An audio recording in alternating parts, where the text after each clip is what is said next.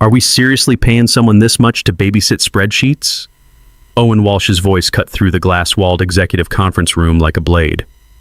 He stood at the head of the table, one hand pointing dramatically at the projection screen behind him, the other gripping his tablet like it contained smoking gun evidence of corporate waste.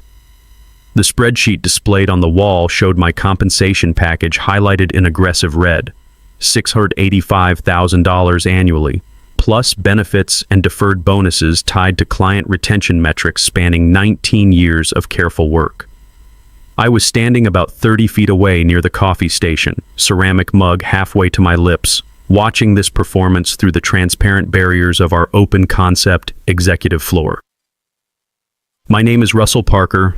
I'm 47 years old, and 6 months ago I was the Senior Director of Risk Architecture and Regulatory Compliance at Crest Global Solutions. That morning, I was about to become something else entirely. Owen Walsh was 34. Owen. His LinkedIn profile showed off his Wharton MBA, a brief stint at McKinsey, and 3 years as a consultant who specialized in tearing apart organizations without ever building anything that lasted. He'd joined Crest exactly 7 weeks earlier, arriving with the kind of supreme confidence that comes from dismantling companies without understanding what made them work in the first place. Through those glass walls, I had a perfect view of him holding court before our CFO, Perry Stone, 2 audit committee members, and our recently installed CEO, Margaret Foster. There were also 3 Vanguard board observers, including their lead investment director, Gloria Morgan, who'd been asking increasingly pointed questions during our quarterly reviews. This represents exactly the kind of bloated legacy spending that's choking our operational efficiency, Owen continued, expanding the spreadsheet to show departmental comparisons. We're bleeding money on positions that made sense in 2010 but are completely useless in today's automated world. I stayed perfectly still, watching with the detached interest of someone who'd witnessed similar corporate theater at 3 other companies during my career. The difference was, before I'd observed from a safe distance as other departments faced the efficiency axe. This time, the blade was aimed directly at me. What Owen Walsh didn't know, what none of them sitting in that conference room had bothered to discover, was that 4 years ago when Vanguard Capital Partners acquired Crest Global Solutions through a leveraged buyout, my attorney had negotiated something extraordinary into my employment agreement, something buried in Article 12, Section 7, Subsection D, something I'd outlined in explicit detail in a memorandum sent to legal counsel, human resources, and executive leadership exactly 19 days ago. That memo had been acknowledged with a brief email from our general counsel, Keith Coleman. Received. Will review and follow up as needed. Note, follow-up ever materialized. HR filed it in whatever digital graveyard they used for documents they considered procedural noise. And now, watching Owen circle my compensation like a predator who'd spotted wounded prey, I understood we were about to discover precisely what happens when new management ignores institutional warnings. By this time tomorrow, Crest Global Solutions would realize they hadn't simply eliminated a redundant position. They'd triggered a contractual cascade that would result in $850 million in combined client withdrawals, regulatory exposure, accelerated compensation clauses, and penalty provisions that would fundamentally alter the company's financial trajectory. But I'm getting ahead of myself. Let me back up and explain how we got here. I'm a compliance guy, not exactly exciting at dinner parties. People's eyes tend to glaze over when I explain what I actually do. But that boring title represented the difference between a $6.8 billion company operating smoothly within complex regulatory frameworks governing financial services, and that same company facing catastrophic federal enforcement actions. I've been married to Linda for 25 years. She's a retired high school math teacher who still volunteers at the local library twice a week. Our son Brian is a 22-year-old sophomore at Cornell studying applied mathematics. Between his tuition, our mortgage on a colonial house in Westchester County, and the comfortable middle-class life we'd built over 2.5 decades of dual professional incomes, my $685,000 annual package wasn't excessive. It was appropriate compensation for someone who'd built and maintained the invisible infrastructure keeping a multi-billion-dollar company compliant with 23 different regulatory bodies across federal, state, and international jurisdictions.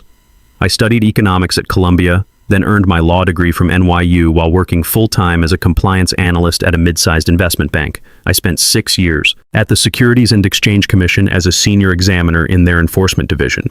developing expertise in the exact regulatory frameworks that keep financial services companies from imploding under federal scrutiny. My time in the Navy before college had taught me discipline and attention to detail, qualities that served me well in both law school and regulatory work. Crest recruited me away from a direct competitor in 2005, right when the post-Enron regulatory landscape was reshaping the entire industry, and companies were desperately seeking people who understood both the letter and spirit of the new enforcement environment.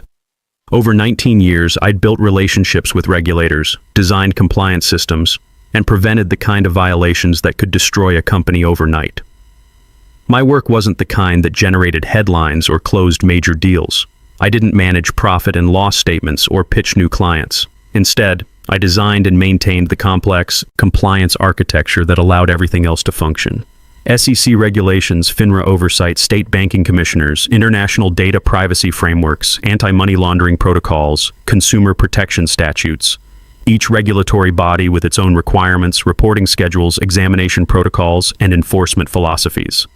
I knew which specific examiner at which particular agency cared about which compliance markers. I understood which regulations carried serious enforcement teeth and which ones were essentially performative box-checking exercises.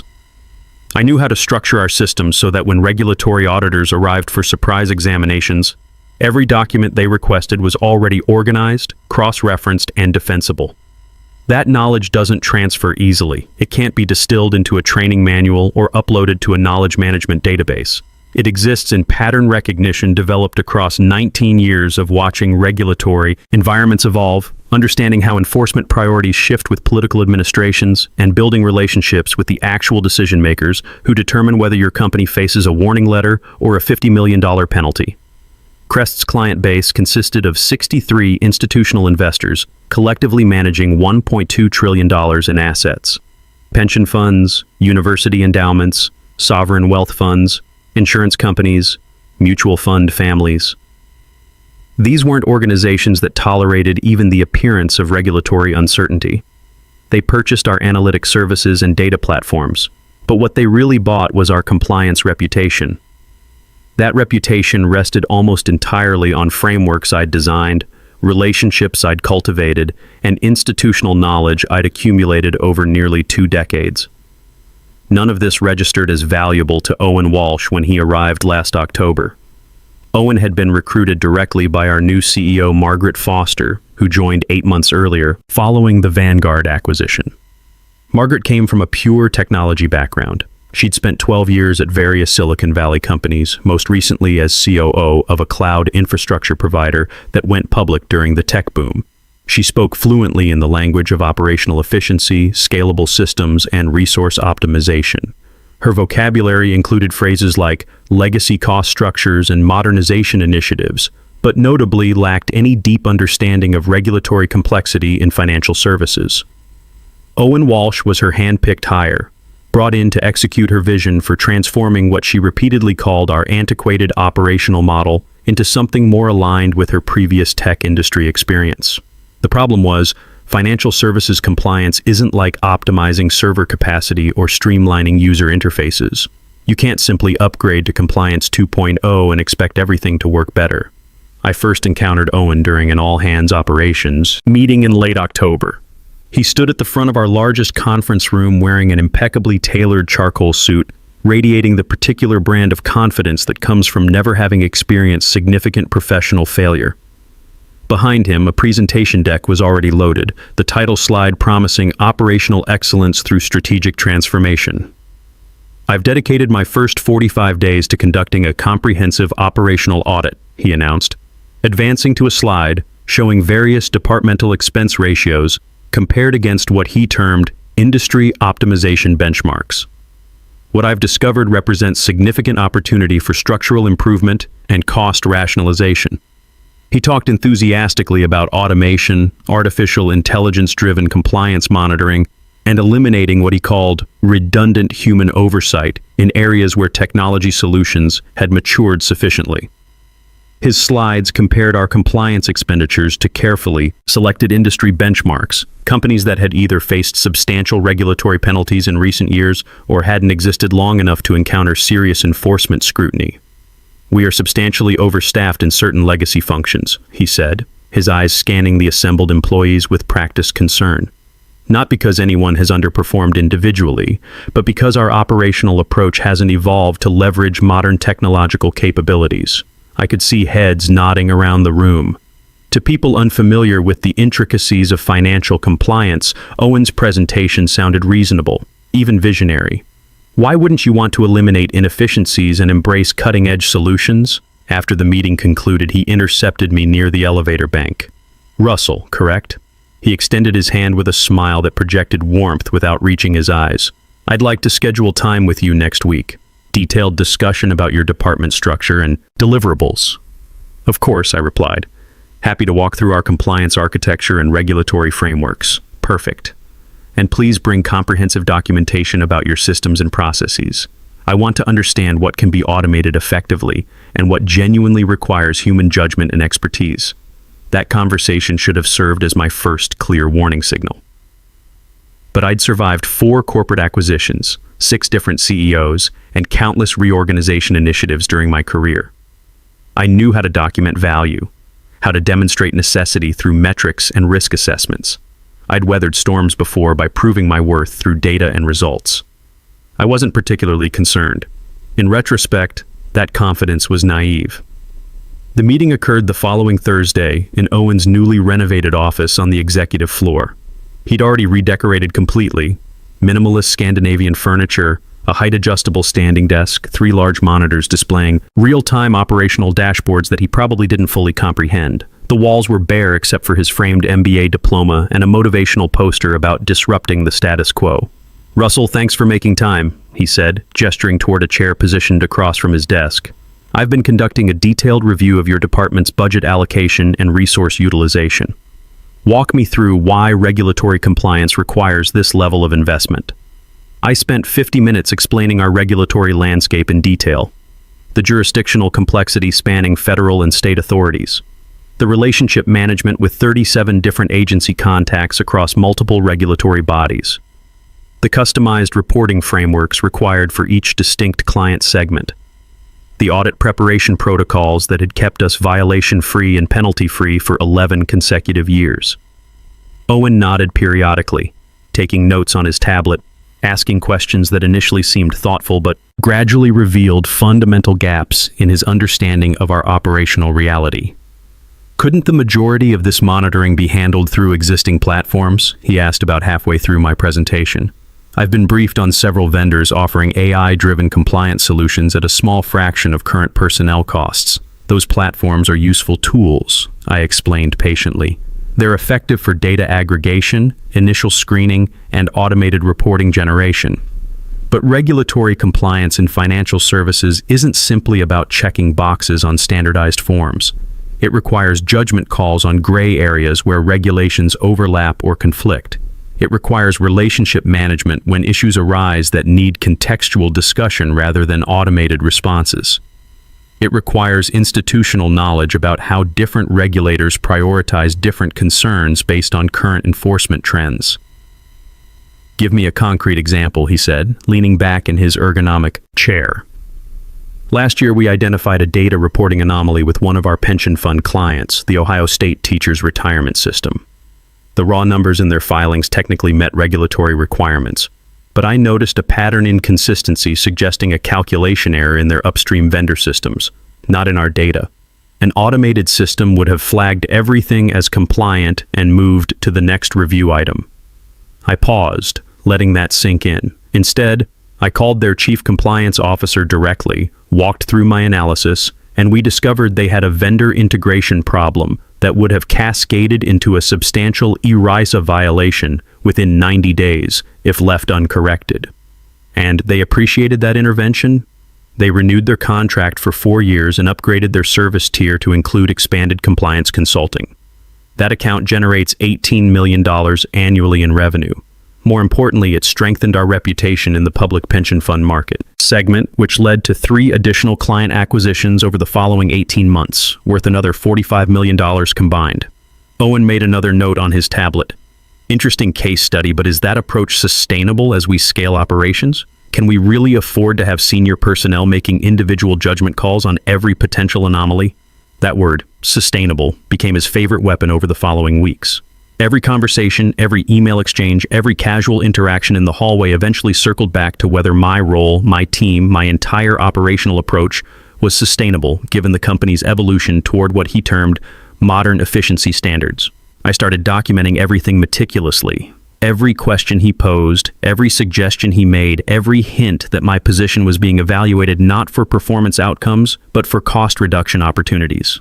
My Navy training had taught me the importance of maintaining detailed records, and that habit served me well in corporate environments where memories could become conveniently selective. In mid-November, I had lunch with Dennis Brooks, an old colleague who'd recently departed from a competitor after their compliance director was terminated during a strategic restructuring initiative. We met at a quiet steakhouse in Midtown, the kind of place where financial services professionals conduct sensitive conversations over expensive meals.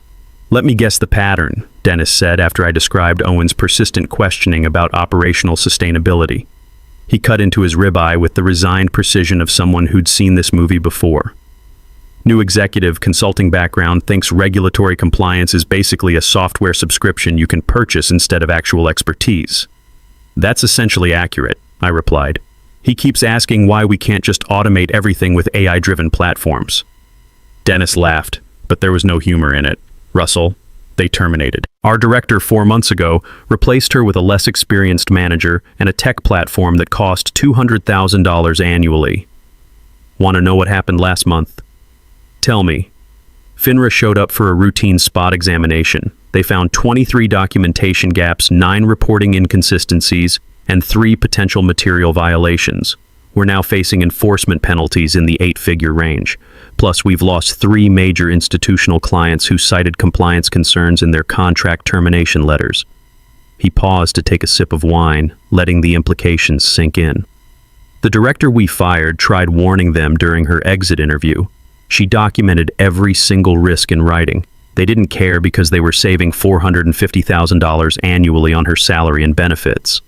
Now they're facing $30 million in regulatory fines and another $60 million in lost revenue from client defections. I drove back to the office thinking about that conversation, about the predictable pattern of organizations that mistake cost-cutting for strategic efficiency. These companies always learn the same lesson the hard way, that some roles can't be optimized away without catastrophic consequences. That evening, I retrieved my employment contract from our home office file cabinet and read through it carefully for the first time in 4 years. Linda was grading papers in the living room while I spread the documents across my desk under the warm glow of my reading lamp. Article 12, Section 7, Subsection D practically leaped off the page. This language had been negotiated by my attorney Carol Fisher during the Vanguard acquisition process. At that time, the private equity firm's due diligence team had identified significant key person risk concentrated in my specific role. The contractual language was their protective mechanism, a way to ensure that if my institutional knowledge disappeared suddenly, there would be financial consequences substantial enough to discourage careless management decisions. The clause specified that if my position was eliminated or materially restructured without following specific protocols, including a 240-day transition period, formal board approval, documented risk mitigation plans, and client notification procedures, it would trigger automatic acceleration of all deferred compensation, unvested equity grants, and performance bonuses tied to client retention metrics accumulated over the life of my employment. More significantly, it included penalty provisions if my departure caused disruption to client contracts. Several of our largest institutional clients had contractual continuity clauses requiring notification and approval of any changes to senior compliance personnel. Those clauses weren't suggestions or preferences. They were contractual rights with termination provisions allowing clients to exit agreements without penalty if those requirements weren't satisfied. I'd warned Vanguard about these complexities during the acquisition due diligence phase. They'd built these protections specifically because their financial analysis clearly demonstrated what would happen if institutional knowledge concentrated in key roles disappeared suddenly without proper succession planning. But that was 4 years ago. New executive leadership, New operational priorities, new managers who hadn't participated in those original negotiations and apparently hadn't bothered reviewing the documentation that came with their acquisition. Linda appeared in the doorway with 2 cups of coffee. "You look troubled," she observed, setting one mug on my desk. "Work problems?" "Potentially," I said. "The new VP seems determined to eliminate my position as part of his efficiency initiative." She sat in the chair across from my desk, the same spot where we'd discussed Brian's college applications 2 years earlier. "Are you concerned about finding another job? Your reputation in the industry is solid. It's not about finding another position, Linda. It's about them understanding what they're actually eliminating." I showed her the contract language, walked through the protection clauses Carol had negotiated, explained the client contract implications in detail. Linda read through everything with the methodical attention she'd once applied to reviewing her students' algebra homework. "They really didn't review any of this?" she asked finally. The current leadership team wasn't part of the original acquisition negotiations. Owen's been here less than 2 months. Margaret came from a completely different industry where regulatory compliance means something entirely different. They see numbers on a spreadsheet representing cost, not the invisible systems that protect those numbers from regulatory catastrophe. What happens if they proceed with their plan? Then they learn what expensive actually means. On November 18th, I drafted and sent a formal memorandum to Owen Walsh, Margaret Foster, our general counsel Keith Coleman, and our board liaison, Gloria Morgan. The subject line was direct: compliance role restructuring, contractual considerations and risk assessment. I outlined Article 12, Section 7, Subsection D explicitly, including the full text of the clause. I detailed the client contract implications, attaching a comprehensive spreadsheet showing which specific institutional clients had continuity requirements in their master service agreements. I included a detailed risk assessment projecting potential exposure if my role was eliminated without following the contractual protocols. The document was 12 pages long, meticulously researched and professionally devastating in its implications. Owen responded within 90 minutes via email. "Thanks for the input, Russell. We'll take this under advisement as we finalize our operational planning." Keith Coleman, our general counsel, sent a separate message.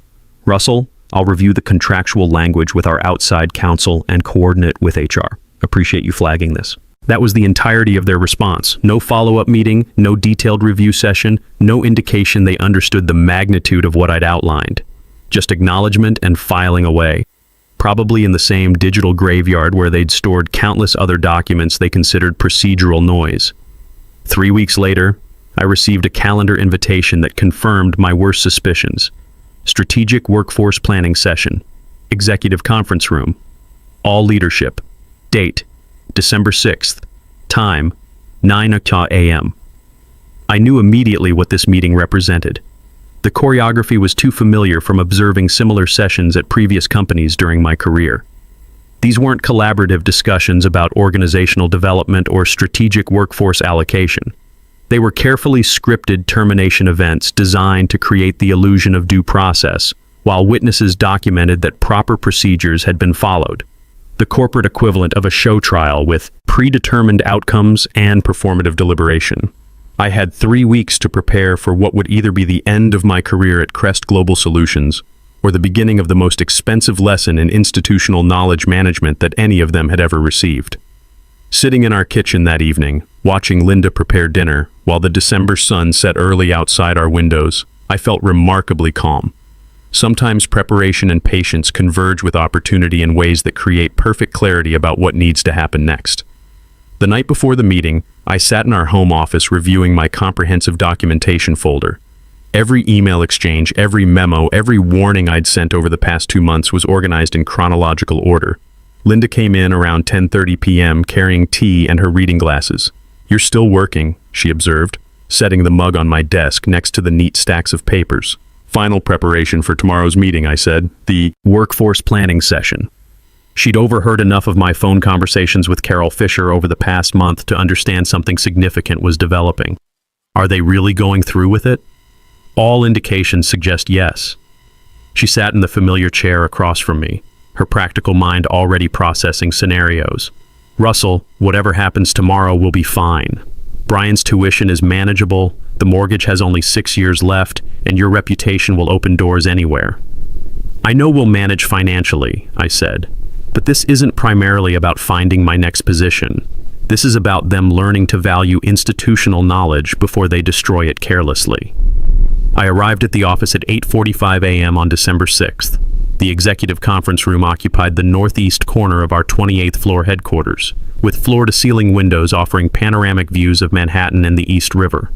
It was a beautiful setting for what was essentially a corporate execution. Margaret Foster sat at the head of the polished conference table, her expression professionally neutral. Owen Walsh positioned himself to her right, laptop already connected to the projection system, radiating the confidence of someone who believed he was about to solve a major operational inefficiency. Keith Coleman reviewed documents on his tablet with unusual intensity. Perry Stone, our CFO, looked distinctly uncomfortable, adjusting his tie repeatedly and avoiding direct eye contact with anyone.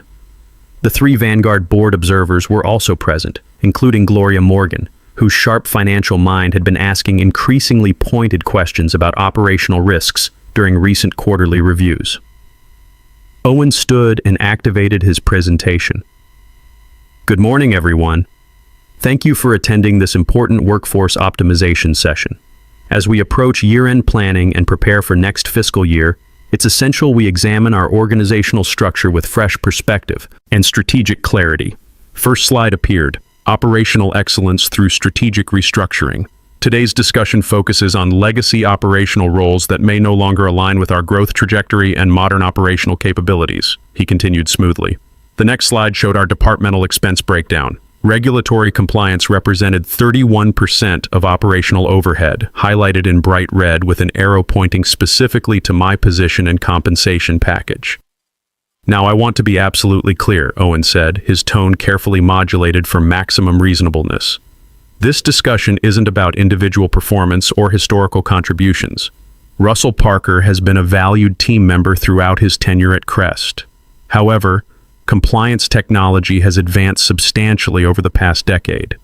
Automated platforms can now handle regulatory monitoring with 99.7% accuracy at a fraction of current personnel costs. Past tense, has been a valued team member, not is. The language choice was deliberate and telling. Another slide appeared. Compliance Modernization Roadmap, Phase 3, showed legacy role transition with estimated annual savings of $740,000. No name was listed, but everyone in the room knew exactly which position that represented. Gloria Morgan from Vanguard spoke up, her voice measured and professional. What's the proposed transition timeline here, and what risk mitigation protocols are being implemented? Excellent questions, Owen replied smoothly. We're proposing a 90-day knowledge transfer period to our newly hired compliance manager, with full transition to automated monitoring systems by March 1st. 90 days. Not the 240 days explicitly required by my contract. Keith Coleman raised his hand slightly. Have we conducted a comprehensive review of the contractual implications of this restructuring? HR has confirmed that all employment agreements include standard at-will termination provisions, Owen said confidently. This is a legitimate business efficiency decision fully within our operational authority. Standard provisions. He clearly hadn't read Article 12, Section 7, Subsection D, or he'd read it and fundamentally misunderstood its implications. Any other questions before we move to implementation specifics? Owen asked, scanning the room with practiced confidence. I could have remained silent. Could have let them continue their presentation, signed whatever paperwork they'd prepared, accepted their severance package, and congratulated themselves on decisive leadership and operational efficiency. But sometimes the most effective tactical response is the one nobody anticipates. I stood slowly, reached into my leather portfolio, and placed a sealed manila envelope directly in front of Margaret Foster. I'd like to save everyone considerable time and legal expense, I said calmly. The room went completely silent. Owen's confident expression flickered momentarily, like a television signal experiencing interference. Russell, there's no need for theatrical gestures, Margaret said, attempting to maintain control of the meeting. We haven't even discussed the transition support package and severance arrangement yet. I removed my building access badge and security credentials from my wallet, placing them precisely on top of the envelope. The plastic hitting the polished wood made a sharp sound that seemed to echo in the sudden silence. Inside that envelope is my resignation, effective immediately, I said, looking directly at Margaret. Also included is a copy of Article 12, Section 7, Subsection D of my employment agreement, along with a detailed analysis prepared by my attorney regarding contractual exposure and client contract implications. I believe your legal team will want to review this material very carefully and very quickly. Keith Coleman had already reached for the envelope. He opened it with the careful precision of someone handling potentially explosive material, scanned the first page, then flipped to the contract excerpt I'd highlighted. I watched his face transform incrementally, eyes widening, jaw tightening, color draining slightly as the implications became clear. "What does it say?" Margaret asked, her voice sharp now, the professional neutrality cracking visibly. Keith looked at Owen, then at Gloria Morgan, then back at the documents. "It's a key person protection clause. If Russell's role is terminated or materially restructured without a 240-day transition period and formal board approval, it triggers immediate acceleration of all deferred compensation, unvested equity grants, and performance bonuses accumulated over his entire tenure." The room went completely quiet except for the subtle hum of the building's HVAC system and the distant sound of Manhattan traffic far below. "How much acceleration are we discussing?" Perry Stone asked, his voice strained. Keith was still reading, his finger tracing lines of text with increasing concern. 14 years of deferred performance bonuses indexed to client retention metrics and company valuation. Equity adjustments tied to the Vanguard acquisition terms. Plus, he paused, reading more carefully. Plus penalty provisions if his departure causes client contract disruptions.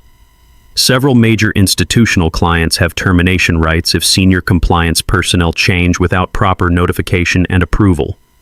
Owen had gone visibly pale. That wasn't included in the HR summary documentation. HR doesn't review executive protection clauses, Keith said quietly. Those are negotiated directly during acquisitions and maintained by legal counsel.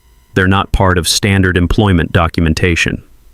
I pushed my chair back from the table with deliberate calm. Thank you for the opportunity to contribute here over the past 19 years. I wish everyone stability and success in the coming months. As I walked toward the door, I heard Margaret's voice, tight and controlled now. "Keith, what's our total exposure here? Give me a preliminary number." I didn't wait for his answer. The door closed behind me with a soft click that felt remarkably final. By the time I reached the parking garage, my phone was already buzzing insistently. 6 missed calls from office numbers I recognized but chose not to answer. There's a specific window after a decision like this. Too early for consequences to materialize, too late for prevention. I sat in my Lexus for several minutes, looking back at the glass and steel tower that housed 940 employees who had no idea what was about to unfold across the next several weeks. 3 days later, Lance Morrison from Vanguard called personally. "Russell, the board recognizes there were substantial failures in how this restructuring was handled. We'd like to resolve this efficiently." The final settlement was executed within a week, $11.4 million in accelerated compensation, plus consulting fees to help transition my institutional knowledge properly. Owen Walsh was quietly reassigned to special projects. Margaret Foster announced her departure 2 months later.